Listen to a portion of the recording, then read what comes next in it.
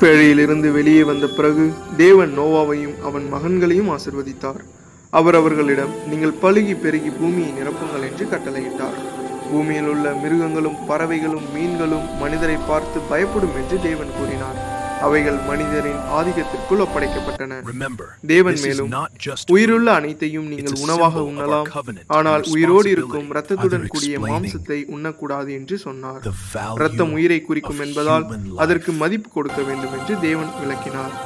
பின்னர் தேவன் நோவாவுக்கும் அவன் மகன்களுக்கும் ஒரு பெரிய உடன்படிக்கையை அளித்தார்.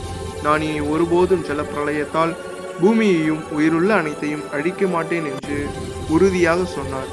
இந்த உடன்படிக்கையின் அடையாளமாக தேவன் ஆகாயத்தில் வானவில்லை கொடுத்தார். நோவாவின் மகன்களான சேம், காம், யாப்பேத் இவர்களில் இருந்தே பூமியின் அனைத்து மனிதர்களும் பரவினார்கள். நோவா விவசாயியாக இருந்து ஒரு திராட்சை தோட்டத்தை உருவாக்கினான். ஒரு நாள் அவன் திராட்சை ரசத்தை குடித்து மதுவெறியால் தனது கூடாரத்தில் நிர்வாணமாக கிடந்தான். அப்பொழுது கானானுக்கு தகப்பனான காம் தன் தந்தையின் நிர்வாணத்தை பார்த்து அதை வெளியே சென்று தன் சகோதரரிடம் சொல்லி அவமதித்தான். ஆனால் சேமும் யாப்பேத்தும் ஒரு ஆடையை எடுத்துக்கொண்டு பின்னால் நடந்து சென்று தங்கள் தந்தையின் நிர்வாணத்தை பார்க்காமல் அவரை மூடினார்கள். நோவா தன் மயக்கம் தெளிந்த போது நடந்ததை அறிந்தான். காமின் நடத்தையை பார்த்து வருந்தி அவனுடைய மகன் கானானுக்கு சாபம் கூறினான். கானான் தன் சகோதரருக்கு அடிமையாக இருப்பான் என்று நோவா கட்டளையிட்டான். ஆனால் சேமும் யாப்பேத்தும் தந்தையை மதித்ததால் நோவா அவர்களை ஆசீர்வதித்தான்.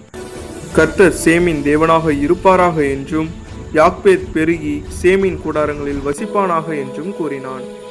நோவா ஜலப்பிரளயத்திற்கு பிறகு மேலும் 350 ஆண்டுகள் வாழ்ந்தான். அவன் வாழ்நாள் மொத்தம் 950 ஆண்டுகளாகி பின்னர் மரணமடைந்தான். இந்த அதிகாரம் தேவனுடைய நீதியையும் அதைவிட பெரிய அவரது கருணையையும் வெளிப்படுத்துகிறது.